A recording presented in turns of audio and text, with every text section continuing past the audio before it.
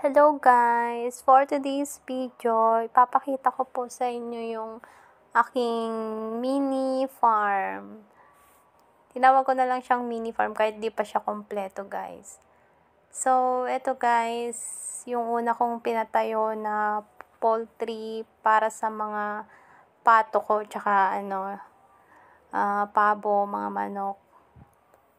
Pero bibili na naman po kasi ako ulit ng pabo kasi yung dalawang binili ko nun namatay kasi kinagat ng aso. So ngayon bumili ako ng kapalit pero hindi ko pa nilagay diyan, kukunin pa lang nila. Tsaka yung mga manok din guys, wala pa diyan dahil nasa bahay sila, may poultry kasi doon sila nangitlog. So hindi mo na sila sinama dito sa mga pato. Pero gusto ko kasi talaga magsasama-sama lahat sila diyan para mas okay.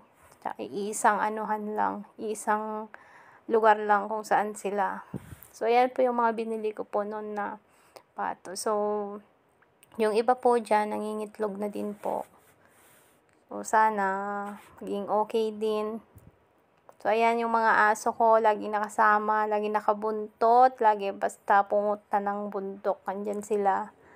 So, thank you pala sa tatay ko. Sobrang sipag. Ang dami ng tanim na gulay. Sobrang linis na din.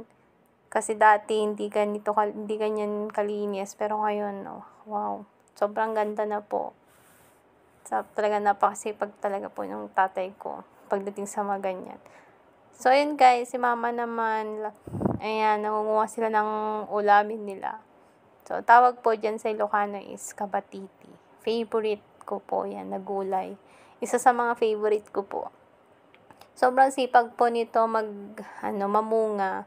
Ang dami na nga din daw nabenta dyan na bunga niyan. At ito na rin guys, papakita ko sa inyo yung alaga kong baboy, si Negra. Ayan. Pangalan niyan si Gina. Gina ang pangalan niyan. Kasi galing yan sa kaibigan ko, si Jean. Kaya Gina yung pangalan. So, ito na lang po yung natira na fattening ko, yung dalawa. Binenta ko na kasi yung isa, guys. So, sila na lang yung natira.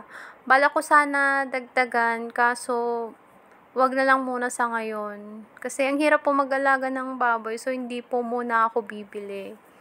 So, itong mga to guys, 2 months pa lang pero grabe, lalaki na nila. Ang sarap talaga pagmasdan pag nabibili mo na din yung mga gusto mo, 'di ba?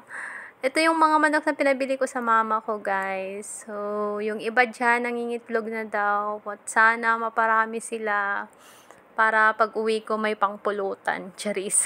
Ito lang, guys. Salamat.